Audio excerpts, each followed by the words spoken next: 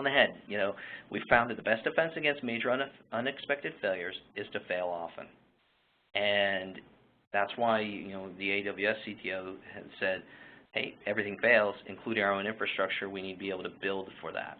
And so let's talk about cost, because at the end of the day, you can't do any of this if you can't afford it, all right? You have to really get a feel for your usage pattern, and you won't know up front. You're just not going to know. But there are tools in each of the major providers that will allow you to track your usage pattern.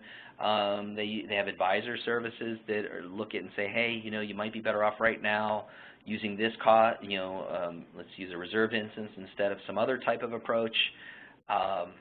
The reason that that becomes important is because, as I said, not only is the technology changing, but the economics behind the technology is changing.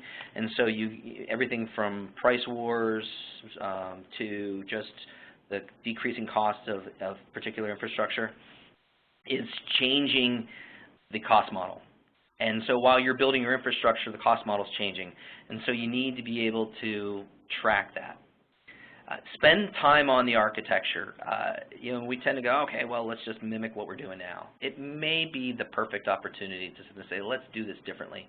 Instead of building for a disaster recovery solution of 20, you know, or 20% of our organization, what would it really take, and what would the cost of that be to just have it available?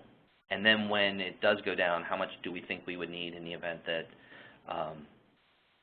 the unthinkable happened? The cost and capability trade-offs are there. Again, the availability and capability trade-offs are there. I mentioned, you know, if you shift from one vendor to another.